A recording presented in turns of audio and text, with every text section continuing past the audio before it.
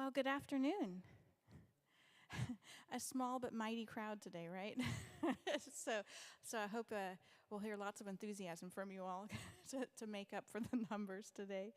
But welcome to the Grace Concert Series here at Grace Baptist Church. I am Dr. Teresa Stewart. I'm the series director. And I want to also extend a warm welcome to those tuning in online. We are live streaming on Facebook and on YouTube. And we're so excited to have two very gifted musicians here with us today, Maureen Walsh and Chewon Park. And they're going to bring us a program of French classical music, but maybe in perhaps a new way for some of us. We may not have heard these works for saxophone. So I'm very excited to hear what they have to share with us. This series, as many of you know, continues to offer performances with no ticket price. And instead of charging admission, we invite you to give as you're able.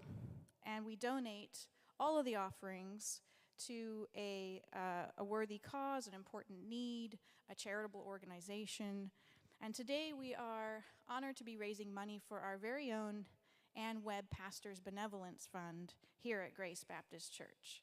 I know some of you know what that is, but some of you may not. So I'll say a couple of words about it. This was a fund that was established in 2016 to honor the memory of Ann Webb, who was the mother of church member Tina Webb. And Ann had frequently shared her vision that the church needed to have a benevolence fund for pastors to use at their discretion to meet the needs within our own community. And that means not just the church community, but beyond our own Richmond community. Those that are struggling with financial hardship and challenges that were unforeseen. So through the generosity of many of you in this room and beyond, this fund has helped provide economic security for many vulnerable individuals. It's also helped support missions in Richmond and has even extended beyond Richmond when there is that need. So just last year, we connected almost $15,000 to specific needs in our fellowship and in the Richmond community, across the country, and even around the world. And to give you some examples of that, we provided 7 families. We helped them with rent or temporary shelter. We assisted 6 individuals with medical expenses. We supported 2 churches and 1 senior couple after a natural disaster. Helped 2 individuals with car repair. We provided funeral expenses. We covered funeral expenses that were unexpected for 2 families. And more families received support for just basic needs, basic necessities, and about $1,200 of grocery gift cards were given to those struggling to put food on their tables. We even gave relief to Ukraine, and we also provided 1 month's rent for a women's shelter in Liberia. So this is what I mean. It's our community here, but it also extends far beyond. And that was just last year alone. So we encourage you to consider a donation, no matter how small, to help support our community. I was told by Pastor Courtney, Reverend Dr. Courtney Allen Crump, our senior pastor, that we are in dire need of replenishment for the Benevolence Fund because we have helped so many folks that we now need to replenish and get more funds back in so as we can continue that help. So I hope that even those of you who are watching online will consider a donation. And you can give online. You can give at rvagrace.org/give.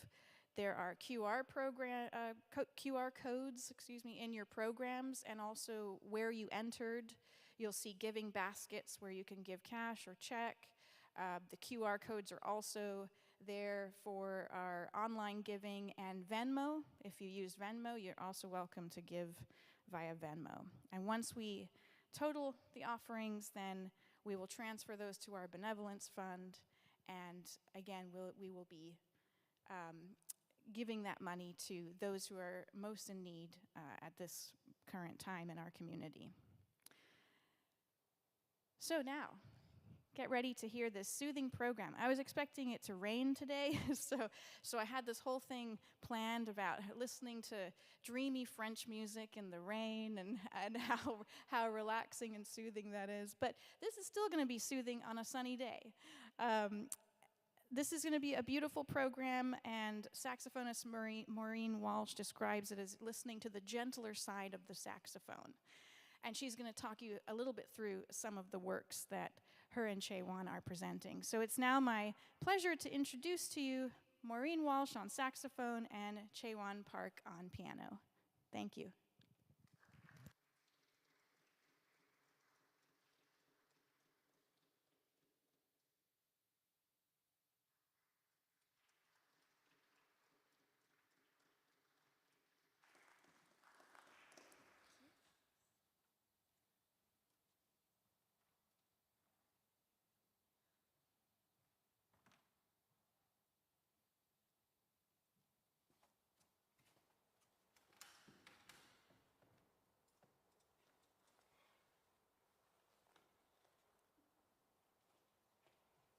Thank you so much.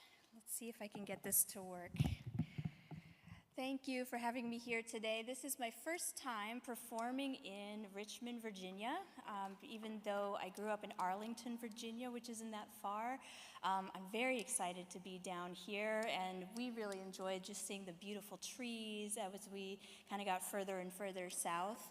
And I'm pleased to present an afternoon of French composers. This is my second installment this year because I already did a different program in the fall, so different pieces. And we're going to start with a composer that you really must have on any French program, and that's Ravel. He wrote this habanera. Originally, this was called Vocalise Etude, and it was for voice and piano. And it has been rearranged a million times for every possible combination. Of course, we're going to play it on saxophone and piano today. But Ravel did have a connection to Spanish music. His mother grew up in Spain, and she sang lullabies to him in Spanish. So he would have heard habaneras, and I think he was feeling nostalgic when he wrote this piece. So please enjoy our first piece for the afternoon, Ravel's piece En Forme de Habanera.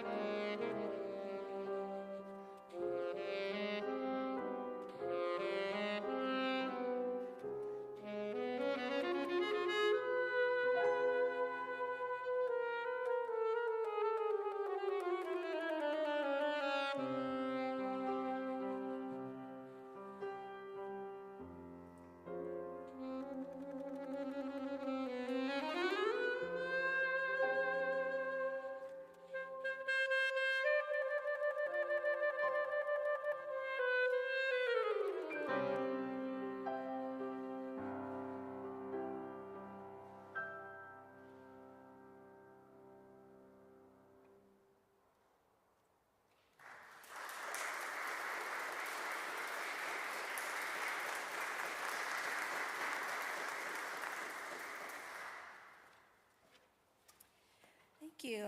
And up next, we have a piece by Jacques Ibert for saxophone players. We know him as someone who wrote a concerto for saxophone that is played a lot, a little bit too much, I would say. I've heard it 100 times when I was in school, and sometimes we don't want to hear it anymore. So I'm very excited to play a piece of his that I haven't heard 100 times. It was originally for piano called Histoire, and it was inspired by a trip. He was staying in Rome at the time after winning the Prix de Rome, and he went on a tour around Europe, and he saw all sorts of sights. And he was inspired by these sights and wrote impressions of what he was looking at. I think the English titles are in the program. Some of them are very silly, like the leader of the Golden Tortoises. And what I couldn't find is, what did he see that inspired him to write a piece about golden tortoises? So we have to use our imaginations, but please enjoy Ibert's Histoires.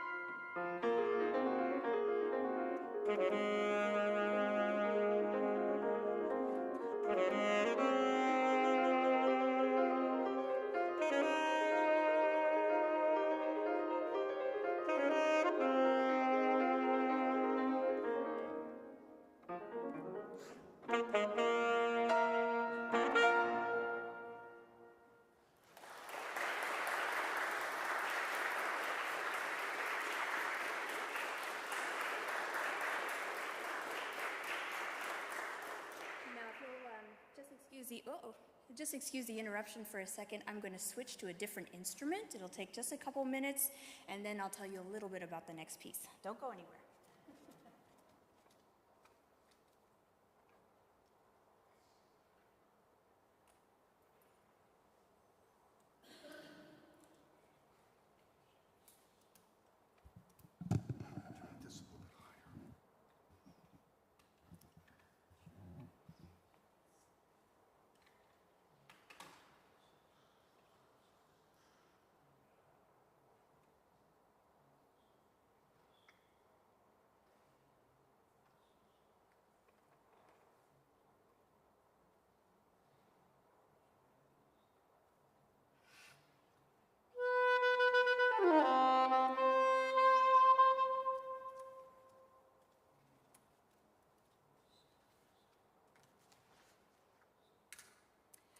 So for anyone who doesn't know, I was just playing an alto saxophone, which is the main soloing instrument for classical music. So most concertos would be written for alto sax, where in jazz it would be tenor sax, I think is the most common. And if you don't know, this is a soprano sax. It's in the same key as B-flat clarinet. Doesn't have as big of a range as the clarinet. They have a pretty large range, but I like it all the same. And I like to do soprano sax when I do arrangements for flute and piano, just like our next piece. So the Kirkland 14 pieces were originally for flute and piano. He studied at the Paris Conservatory, and he actually studied with Fauré and Ravel. So he was firmly entrenched in French music. I don't think he was quite as successful as he wanted. He was denied a lot of positions. But he left us with some really sweet, charming, minimalist pieces that just give us just what we need in a minute or less. So these are 14 very short pieces for originally flute and piano by Charles Kirkland. So please enjoy.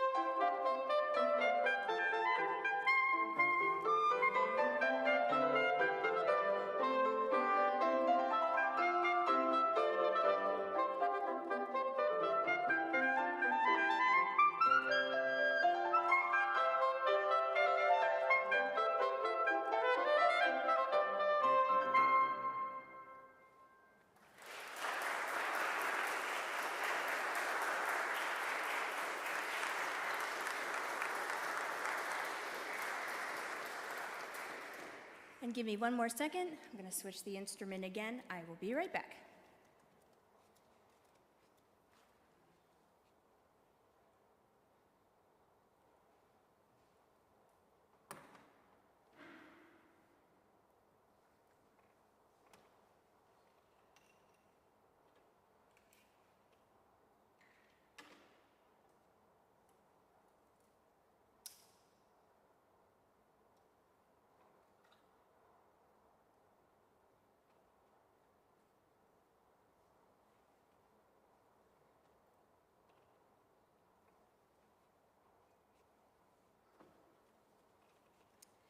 Thanks for waiting. So the next piece, I'm sure it's not a very well-known composer, Paula Maurice. It is Paula. She was a composer who lived in France, and what I really like about her is she was good friends with a very famous saxophonist who I'm sure nobody knows, but Marcel Mule. He's in our history books. So if you get any book, the story of the saxophone, he's on one of the pages with a picture, and there's recordings of him on YouTube, so you can hear how he played. She would go on vacation with him and his wife and her husband, and they went to Provence, and they saw all kinds of sights, just like Ibert. They saw interesting things, and she wrote her impressions of those sites as well, but under the guidance of Marcel Mule. So we have this lovely piece, Tableau de Provence, and I think the English translations are in there, so that gives a hint of what she was looking at as she was having a wonderful summer in France, which we all wish we were doing right now. So please enjoy the next piece, Tableau de Provence by Paula Maurice.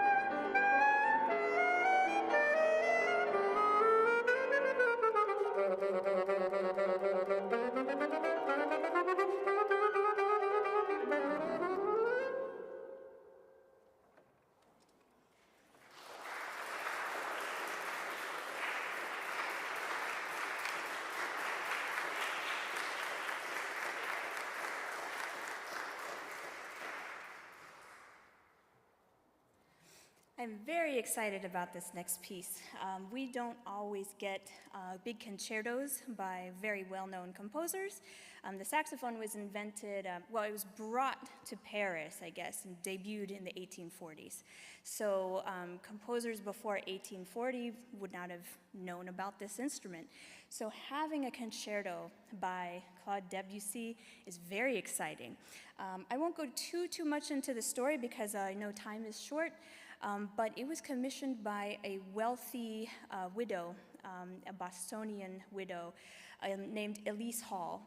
And the story goes that she wasn't a very good performer. She kind of started later in life to deal with hearing loss. Her doctor said that she needed to take up an instrument so that she could deal with her hearing loss, which I don't think that works that way. But she had some money, and she commissioned people like Debussy to write concertos for us. And so we are so lucky to have it. It's not as virtuosic as a typical concerto, and I don't know if that's just how Debussy tends to write, or if it's because of how Elise Hall was playing, but it's still gorgeous. Anything Debussy writes is going to be beautiful. So I hope you like this Rhapsody by Debussy as the last official piece on our program today.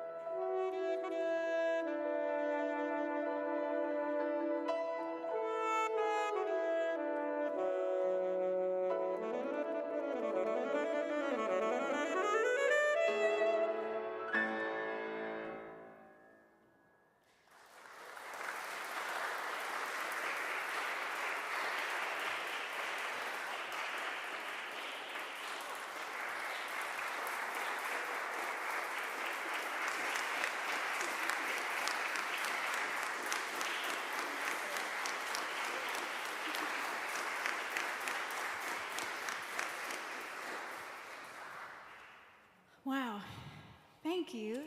Thank you, Maureen and Chewon. What a refreshing program, right? I mean, you both brought such life to those works, and the colors of the saxophone just really shine through. So thank you for that gift today on this lovely Saturday afternoon. I want to also extend a thank you to all of you for taking time out of your day, out of your busy weekend, I'm sure, to be here. Thank you to those of you who are watching online. And a big thank you to our volunteers, who you may have been greeted by today, Sally and Richard Cross, and Sharon and Wayne Whitlock. Thank you to Tom Preston, who's running sound and our live stream in the back. And I do want to thank our staff and our congregation here at Grace Baptist Church for their ongoing support of this series as part of our church's mission work. So as a gentle reminder, we are raising money for our benevolence fund here at the church. And there are a number of ways you can give. Again, you can give online at rvagrace.org/give. You can give in any of our giving baskets that you'll find by the entrances. You can use Venmo and scan the QR codes that are by our entrances as well.